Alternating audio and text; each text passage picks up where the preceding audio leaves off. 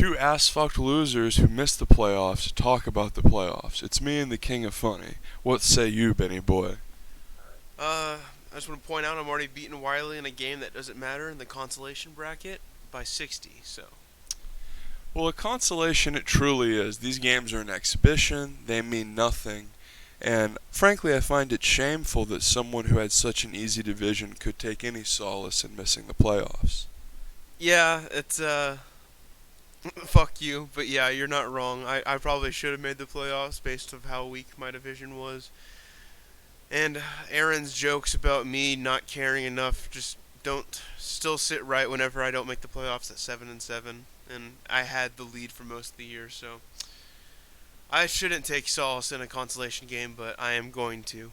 Well, here's something you actually deserve to take solace in. You had a better record than Aaron, who, granted, he had significant impact on the final division standings and who made the playoffs, but you did beat him in the overall record. So what do you have to say to Aaron at this point regarding his narrative spinning about you? Because you seem to be putting a lot of that on him. Uh, I mean, he's probably still going to keep talking crap and saying stuff, which is fine. In his own right, especially as a division rival. But I mean, I don't know how he can say that when I had a game better record and I beat him. Uh, I mean, actually, I don't know if I beat him twice, but I know I beat him at least once. So even if I did give up, then that means that you're having a worse record than a team that just given up and doesn't care anymore about fantasy. So what does that say about you then, Aaron?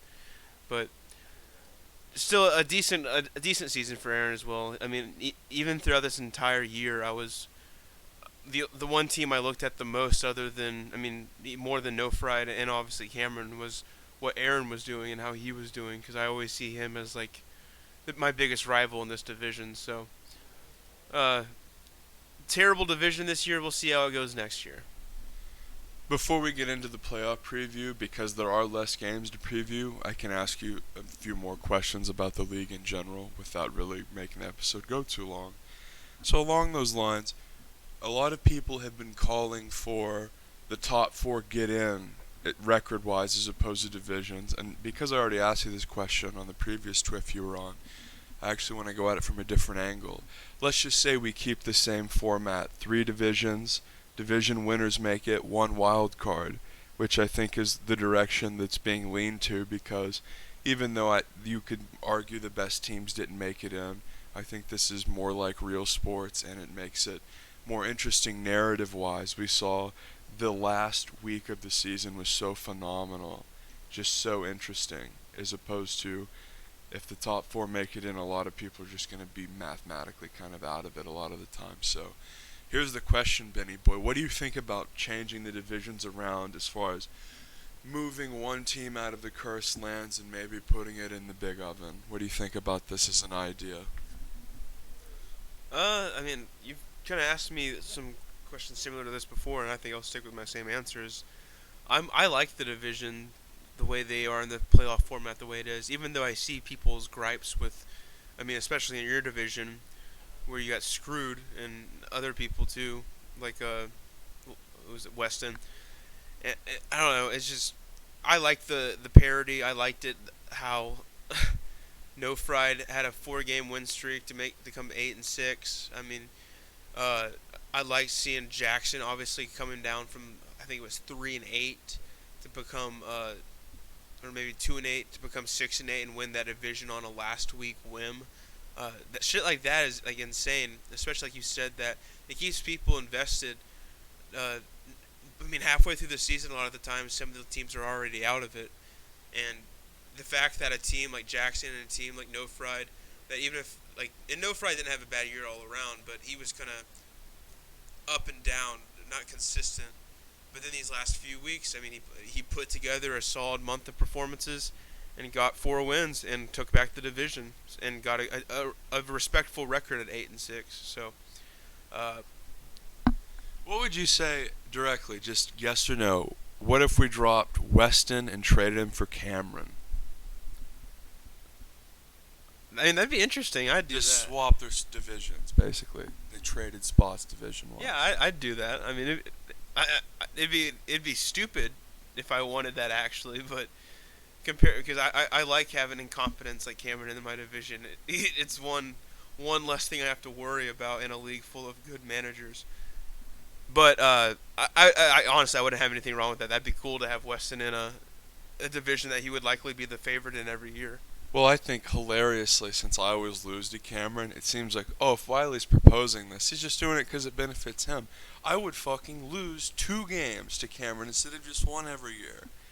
Cameron is basically always dominating me historically, and he can't literally say that about anyone else, only me. So, very interesting little dynamic there. Yeah, it's basically like you've said before, his Super Bowl every year against you. So. Exactly. All right, well, let's get into the playoff matchups. So you were over the moon about this yesterday when we were hanging out, this little bout between us. You actually treated this like a literal Super Bowl. And this is a little revenge for you. You're having your Billy Bean moment on me. It's 61-1. I'm getting absolutely raffle stomped. Keenan Allen taking a big steamy in my mouth, only getting 3 targets, and just being abominably inconsistent, as he has been all season. Loves to put up those less than 5 weeks. Yeah, he ranks high, but don't really trust this guy. Never been a fan of him. And you know what, Ben? This is a guy sort of drafted with one eye closed. And if you look at the raw numbers, it doesn't look that bad. But if you consider Adams missing games, Thomas basically missing the whole season, the entire Cowboys offense being rendered worthless, the entire Bengals offense being rendered worthless, Juju falling off, all these factors contribute to him having a somewhat inflated ranking. And he's played one more game than everyone else, or most people rather. So, what are your thoughts on Keenan Allen as a player? Uh, Honestly, I like him like as a player. I think he's a really good, actual athlete, and I really like his game. But it's just hard for me to really trust someone. It's really like that just has the offense with the Chargers. I mean, I have Hunter Henry, who I mean I know is a tight end, but I mean that's still like they haven't had really any prolific options. Like Herbert's done a pretty good job of spreading the ball around, and they like to run the ball there as well a lot. So I don't know. I've just never like chalked up Keenan Allen as like a great fantasy option this year, but his rank 5. I mean that's impressive, like you said, but he's had a lot of boom or bust weeks. But honestly, a player I would try to avoid if I saw him like on the draft, like someone that I wouldn't be like in love with. Totally agree, and I actually agree with your point about the rookie quarterback. I think that in the future, whenever you consider the Chargers, he's a guy you can trust somewhat to not have awful blow-up weeks. For instance, you certainly trust him more than the Denver quarterback situation. Feel way better about that one. So, Zeke Elliott here. Holy shit, is he inactive this week? I gotta swap-areno that out. That would have been fucking embarrassing if I got dinged by that live. Thanks for not saying anything, by the way, you dolt. I hadn't checked. Look at this no decision. Oh my lord. Oh my god, I don't even think... Okay, never mind, that's my bench. You're getting live reactions here, folks. In all their neurotic glory. Okay, Pollard, probably going to do better than worthless Zeke. Look at this. Amazing. This fucked me last week, but I'm doing it again. Let's see, let's just do it. Fuck it, we'll do it live since this is a thing that doesn't matter.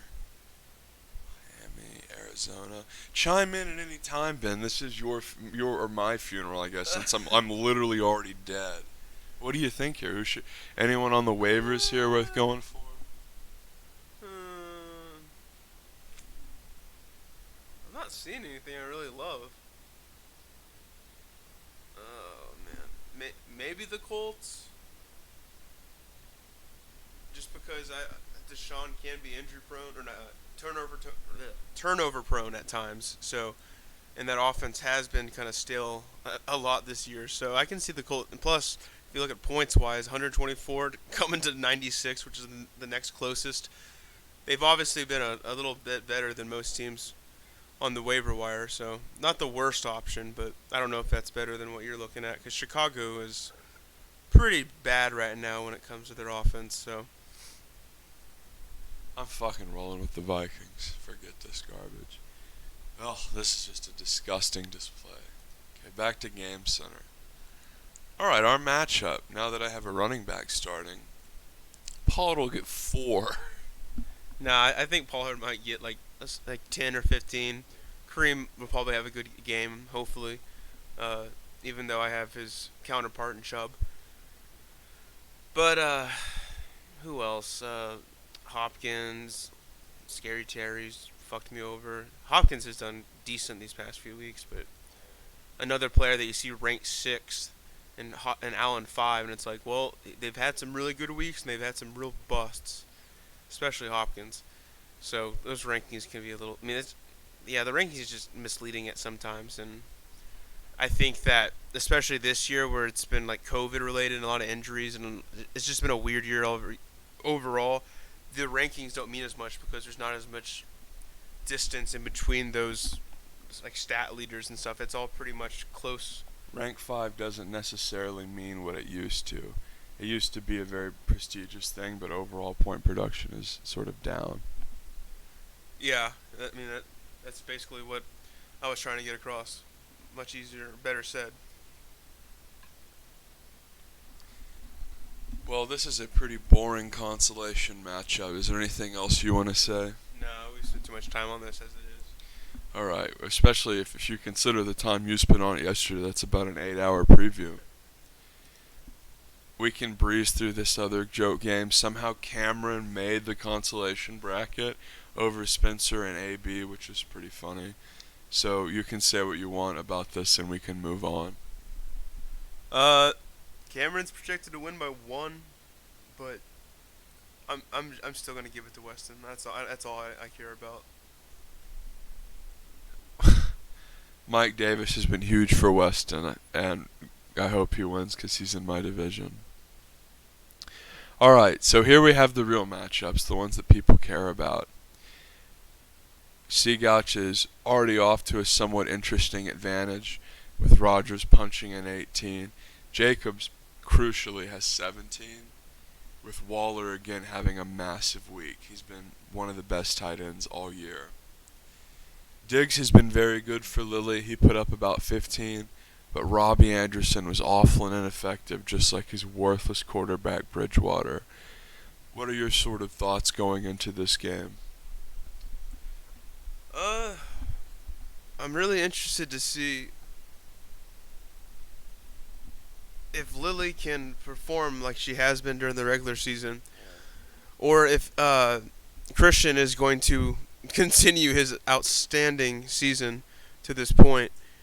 But he's already got a stout lead, even before the noon game start in a few minutes. Like you said, Waller's just been killing it for him. A really good, solid performance by the defense too. Whenever you can get a 10 or more performance from your D, you're already looking above your projected output. We're live on the scene here, folks. Howard Cosell, along with Benjamin, King of Funny Royers. Hold on. Rogers. That's right, Mr. Producer. We're going right up to the minute of the live games here. And it looks like Seagouch, I think, is going to take this victory. Great start with the Bills, a team that you and I have been high on for a New York minute here. The good New York, upstate.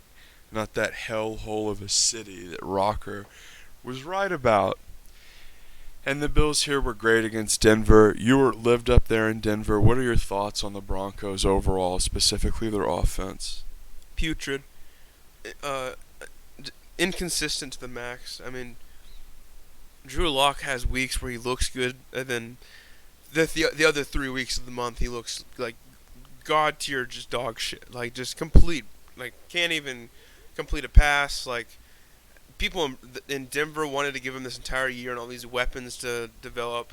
It's not worked out. The Melvin Gordon signing's not been terrible, but they've underutilized Phillip Lindsay. Jerry Jeudy is not having as great of a year as people would think because of Drew Lock's performance. they got a lot of decent weapons and good tight ends, and the defense has super been underrated if you don't consider yesterday's performance against the Bills.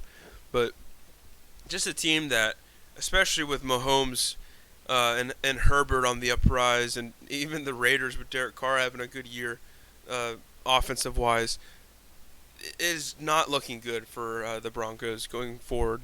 Well, you said they were willing to give him all those weapons, and I think the only weapon they want to give him now is a belt. I think they'll mail him one. Great start from Seagouch, plus 10 out of the defense right out the gate. You love to see that. Gouch, I would say, was the favorite by almost everyone, not only going into the playoffs, but for a couple weeks before. And I'm really sort of still on that kick. I think he looks very strong. And Lily, her win condition, to me, is Russell Wilson having an insane pop-off week. I think that Russell Wilson doing really well, and then I think Todd Gurley has to find the end zone, because I don't have a lot of faith in anyone else. I think Mark Andrews can have like a 20-plus point week. That's something that I believe that she had against me, was Mark Andrews doing well. He did okay. So how can Lily win this, Ben? Like you said, if Russell pops off, she'll need a good performance from Hines. And she's going to need a good performance by Andrews as well, just to compete with that Waller tight end performance by Christian. And Jefferson, too. I don't see Jefferson popping off super hard against the Bears defense. So, I think Russell would have to really, really do good against a tough Washington defense, surprisingly, this year, that's kept them in that division and got him in first. So, excellent analysis as always, Benny boy. I think that Lily has about a 35% chance of winning. I think it would be somewhat interesting and humorous to see Lily in another Super Bowl. To have Lily potentially win a second Super Bowl, she would join only Weston as the only other two-time winner. I think that would be great and historically interesting for the league, especially narrative-wise.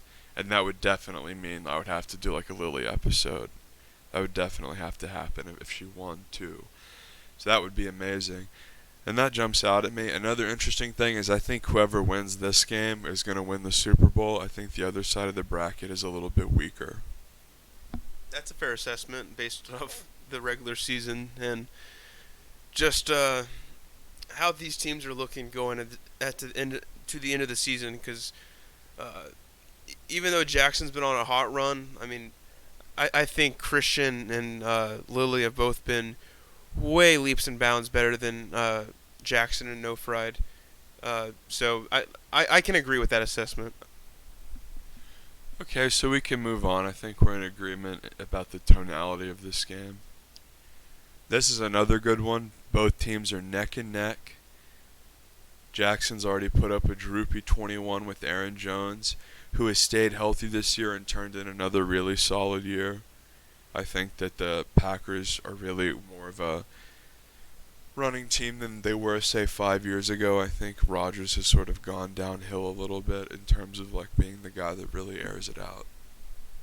Yeah, 2 years ago when I drafted Aaron Rodgers notoriously in the first round, that entire year was just Aaron Rodgers getting the bulk of the yards, and then in the red zone they just hand it off, and it's a lot more, like Wiley said, a running-oriented offense than it has been as the gunslinger of old, like Rodgers used to be. Even though he can still do that, but it's way more balanced, and it's honestly, in my opinion, way better of a fit for that team, because you shouldn't have to rely on your quarterback to gunsling 24/7, even if he's as good as Rodgers.